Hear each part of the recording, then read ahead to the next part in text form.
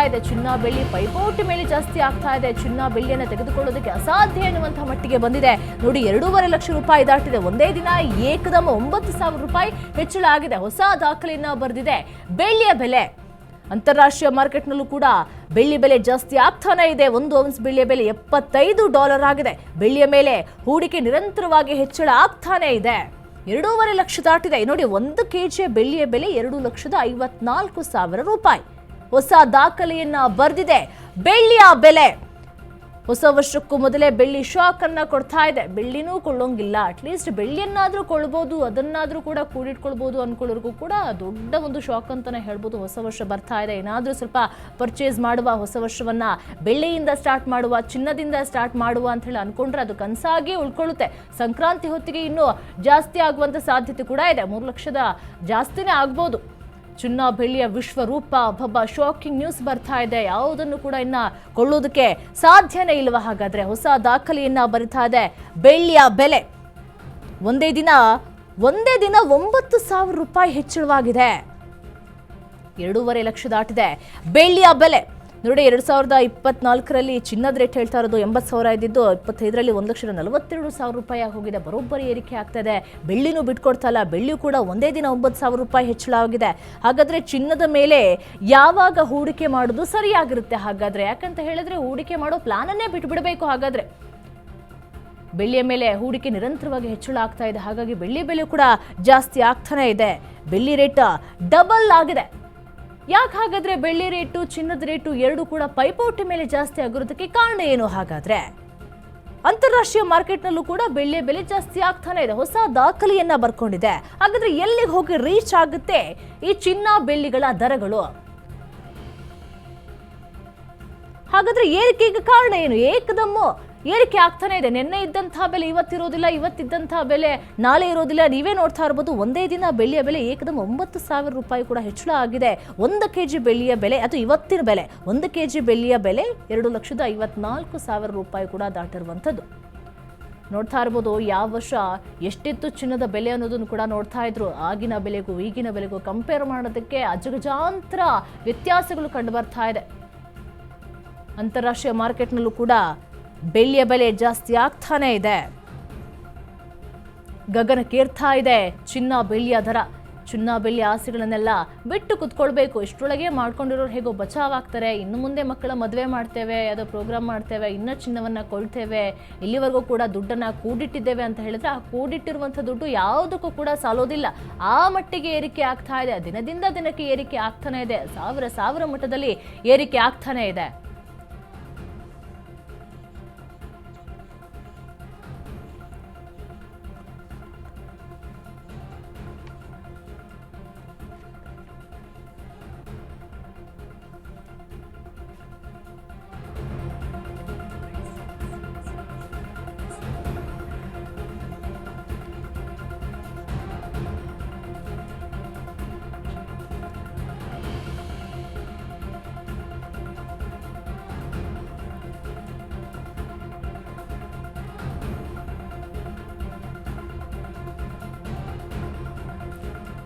ಇದಕ್ಕೆ ಸಂಬಂಧಪಟ್ಟಂತೆ ನಮ್ಮ ಜೊತೆ ಮಾತನಾಡ್ತಾರೆ ರೋಹನ್ ಬರಚಂದ್ರ ಸರ್. ನಮಸ್ತೆ, ನನ್ನ ಧ್ವನಿ ಕೇಳಿಸ್ತಾ ಇದೆಯಾ? ನಮಸ್ತೆ, ಕೇಳ್ತಾ ಇದೆ ಸರ್. ಏಕಾಏಕಿ ಚಿನ್ನದ ಬೆಳ್ಳಿ ರೇಟ್ ಗಗನಕ್ಕೇರ್ತಾ ಇದೆ ಸರ್. ಏಕದಮ್ ಇಷ್ಟು ಬೆಲೆ ಏರಿಕೆ ಆಗಿರೋದಕ್ಕೆ ಕಾರಣ ಏನು ಸರ್? ಚಿನ್ನನೂ ಬಿಟ್ಕೊಡ್ತಿಲ್ಲ, ಬೆಳ್ಳಿನೂ ಕೂಡ ಬಿಟ್ಕೊಡ್ತಾ ಇಲ್ಲ, ಏಕದಮ್ ಜಾಸ್ತಿ ಆಗ್ತಾ ಇದೆ. ಏನು ಕಾರಣ ಅಂತ? ಇದು ನೋಡಿ, ಎಲ್ಲಾ ಈ ತರ ಅಸೆಟ್ ಕ್ಲಾಸಸ್ ಅಂತ ಕರಿತೀವಿ. ಗೋಲ್ಡ್ ಇರ್ಬೋದು, ಸಿಲ್ವರ್ ಇರ್ಬೋದು, ರಿಯಲ್ ಎಸ್ಟೇಟ್ ಇರ್ಬೋದು, ಸ್ಟಾಕ್ ಮಾರ್ಕೆಟ್ ಇರ್ಬೋದು. ಅದರಾದ ಒಂದು ಸೈಕಲ್ ಇರುತ್ತೆ. ಕೆಲವು ಪೀರಿಯಡ್ ಅಲ್ಲಿ ತುಂಬಾ ಮೇಲೆ ಹೋಗುತ್ತೆ, ಕೆಲವು ಪೀರಿಯಡ್ ಅಲ್ಲಿ ತುಂಬಾ ಡಲ್ಲು ಅಥವಾ ಕೆಳಗ್ ಬೀಳೋ ಚಾನ್ಸಸ್ ಇದೆ. ಗೋಲ್ಡ್ ಅದೇ ತರ ಹಿಸ್ಟ್ರಿ ಆಗಿದೆ, ಸ್ಟಾಕ್ ಮಾರ್ಕೆಟ್ ಅದೇ ತರ. ಫಾರ್ ಎಕ್ಸಾಂಪಲ್, ಈಗ ನೀವು ನೋಡ್ಬೋದು ಲಾಸ್ಟ್ ಒಂದು 3-4 ವರ್ಷ ಯುಕ್ರೇನ್ ವಾರು ಮತ್ತೆ ಗಲ್ಫ್ ರೀಜನ್ ಅಲ್ಲಂತೂ ತುಂಬಾ ಒಂದು ಅನ್ಸರ್ಟಿನಿಟಿ. ಮತ್ತೆ ನಮ್ಮ ಡೊನಾಲ್ಡ್ ಟ್ರಂಪ್ ಅವ್ರು ಬಂದ್ಮೇಲೆ ಅವರು ಎಲ್ಲಾ ಕಂಟ್ರಿ ಮೇಲೂ ಆ ಟ್ಯಾರಿಫ್ ಏನು ಇಂಪೋರ್ಟ್ ಟ್ಯಾರಿಫ್ ಅಂತ ಹಾಕೋದು ಇಂಡಿಯಾ ಮೇಲೂ ಹಾಕಿದ್ದಾರೆ. ಸುಮಾರು ಬೇರೆ ಬೇರೆ ದೇಶಗಳ ಮೇಲೆ ಹೈ ಟ್ಯಾರಿಫ್ಸ್ ಹಾಕಿದ್ದಾರೆ. 100%, 200% ಎಲ್ಲ ಹಾಕಿದ್ದಾರೆ.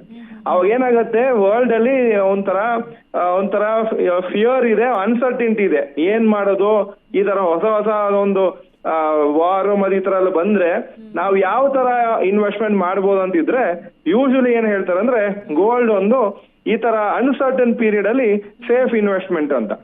ಎಸ್ಪೆಷಲಿ ನೀವು ರಿಟೇಲ್ ಇನ್ವೆಸ್ಟರ್ಸ್ ದೊಡ್ಡ ಇನ್ವೆಸ್ಟ್ಮೆಂಟ್ಸ್ ಮಾಡೋದಿಲ್ಲ. ಈ ದೊಡ್ಡ ದೊಡ್ಡ ಇನ್ಸ್ಟಿಟ್ಯೂಷನ್ಸ್ ಇರುತ್ತೆ all over the world including India. ಅವರೆಲ್ಲ ಏನ್ ಮಾಡ್ತಾರೆ, ಈ ತರ ಗೋಲ್ಡ್, ಈ ತರ ಸೇಫ್ ಇನ್ವೆಸ್ಟ್ಮೆಂಟ್ಸ್ ಅಲ್ಲಿ ಹಾಕ್ತಾರೆ, ಎಲ್ಲಿವರೆಗೆ ಅನ್ಸರ್ಟಿನಿಟಿ ಹೋಗೋದಿಲ್ಲ.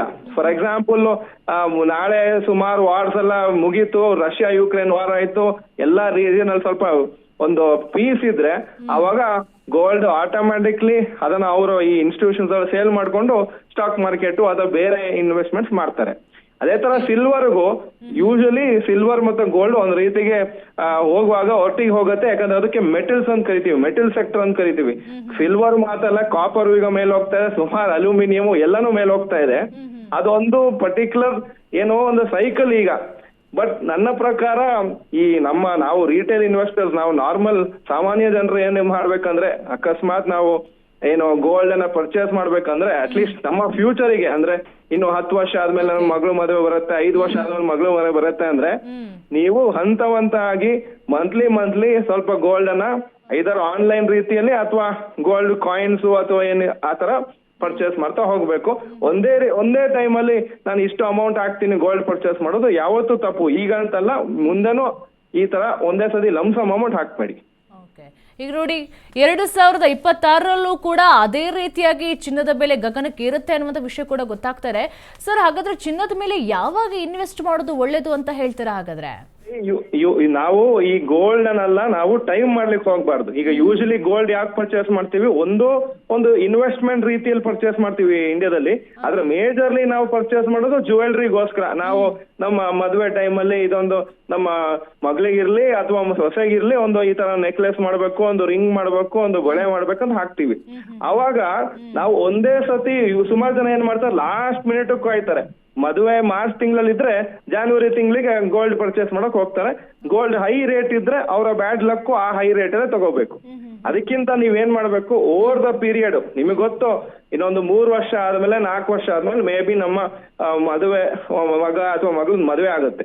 ಅವಾಗ ನಿಮಗೆ ಒಂದು ಐಡಿಯಾ ಸಿಕ್ಕಿದ ಕೂಡ್ಲೇನೆ ನೀವೇನ್ ಮಾಡ್ಬೇಕು, ಸ್ವಲ್ಪ ಸ್ಮಾಲ್ ಅಮೌಂಟ್, ನಿಮಗೆ ಏನ್ ಕೆಪಾಸಿಟಿ ಇದೆ, ನಿಮ್ಮ ಬಜೆಟ್ ಏನಿದೆ, ಅದನ್ನ ಐದಾರು ಗೋಲ್ಡ್ ಕಾಯಿನ್ ಅಲ್ಲಿ ಅಥವಾ ಬೇರೆ ಸ್ಮಾಲ್ ಬೇರೆ ರೀತಿಯಲ್ಲಿ ಏನ್ ನೀವು ಗೋಲ್ಡ್ ಪರ್ಚೇಸ್ ಮಾಡ್ಬೋದು, ಫಿಸಿಕಲ್ ಗೋಲ್ಡ್ ಅದನ್ನ ನಾವ್ ಏನೋ ಸ್ಟಾಕ್ ಮಾರ್ಕೆಟ್ ಅಲ್ಲಿ SIP ಅಂತ ಕರಿತೀವಿ, ಮ್ಯೂಚುವಲ್ ಫಂಡ್ ಅಲ್ಲಿ SIP ಅಂತ ಕರಿತೀವಿ, ಮಂತ್ಲಿ ಇನ್ವೆಸ್ಟ್ಮೆಂಟ್. ಅದೇ ತರ ಗೋಲ್ಡ್ ಅಲ್ಲಿ ಮಾಡಿ ಆವಾಗ ನಿಮಗೆ ಒಂದೇ ಹೈ ರೇಟ್ ಅಲ್ಲಿ ಪರ್ಚೇಸ್ ಮಾಡೋ ನೆಸೆಸಿಟಿ ಇರೋದಿಲ್ಲ. ಸ್ಲೋ ಆಗಿ ಪರ್ಚೇಸ್ ಮಾಡ್ತಾ ಹೋಗ್ಬೋದು.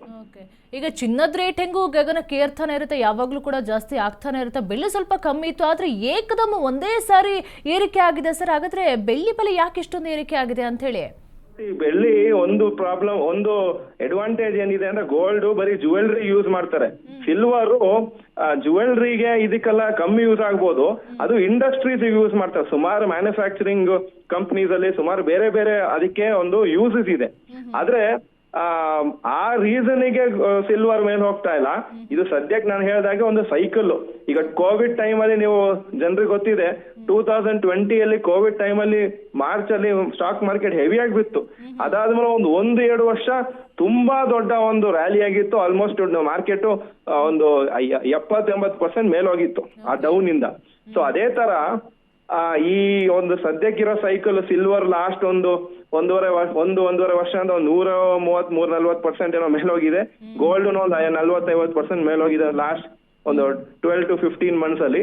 ಆದ್ರೆ ಅದು ಕಂಟಿನ್ಯೂಸ್ ಆಗಿ ಹೋಗೋ ಒಂದು ಟ್ರೆಂಡ್ ಯಾವ ಒಂದು ಆಸೆಟ್ಗೂ ಇರುದಿಲ್ಲ. ಸೊ ಭಯ ಪಡ್ಕೊಳ್ಳೋ ನೆಸೆಸಿಟಿ ಇಲ್ಲ. ಹಿಂಗೆ ಹೋಗ್ತಾ ಇದ್ರೆ ಒಂದ್ ದಿವಸ ಚಿನ್ನ ಈ ರೇಟಿಗೆ ಹೋಗುತ್ತೆ, ಆ ರೇಟಿಗೆ ಹೋಗೋದು, ಅದೆಲ್ಲ ಸುಮ್ನೆ ನಮ್ಮ ಮೈಂಡ್ ನಾವೇ ಭಯ ಹುಡ್ಸ್ಕೊಳ್ಳೋದು ಅಷ್ಟೇ.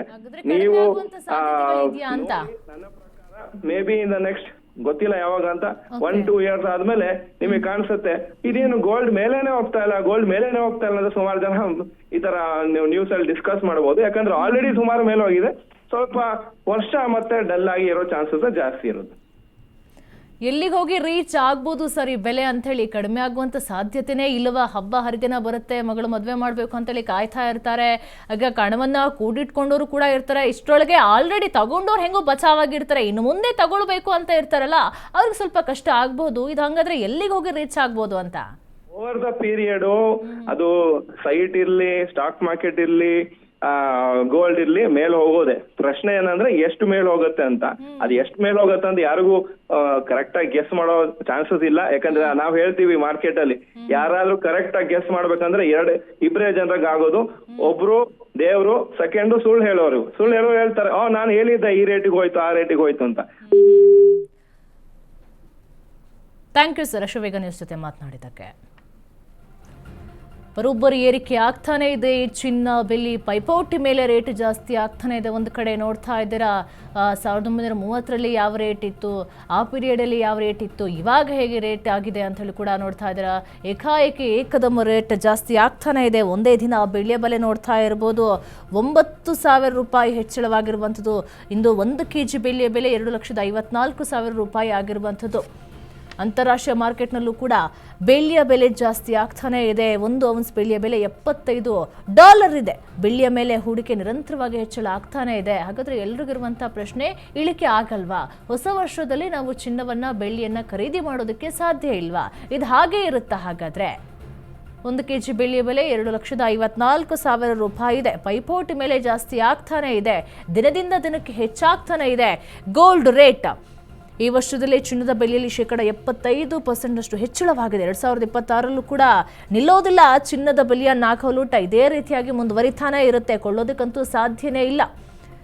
ಬಡವರಿಗಂತೂ ಗಗನ ಕುಸುಮವಾಗುತ್ತೆ ಚಿನ್ನ. ಹಾಗಾದ್ರೆ 1,50,000 ರೂಪಾಯಿ ಗಡಿ ದಾಟುವತ್ತ ಚಿನ್ನ ದಾಪುಗಾಲನ್ನ ಇಡ್ತಾ ಇದೆ. ವರ್ಷಾರಂಭದ ಹೊತ್ತಿಗೆ 1.5 ಲಕ್ಷ ತಲುಪುವಂತ ನಿರೀಕ್ಷೆ ಕೂಡ ಇದೆ. ಇನ್ನ ಚಿನ್ನವನ್ನ ತೆಗೆದುಕೊಳ್ಬೇಕು, ಬೆಳ್ಳಿಯನ್ನ ತೆಗೆದುಕೊಳ್ಬೇಕು, ಮಗಳ ಮದುವೆ ಮಾಡಬೇಕು ಅಂತ ಹೇಳಿದ್ರು ಕೂಡ ಕನಸನ್ನ ಕಾಣಬೇಕಾಗುತ್ತೆ.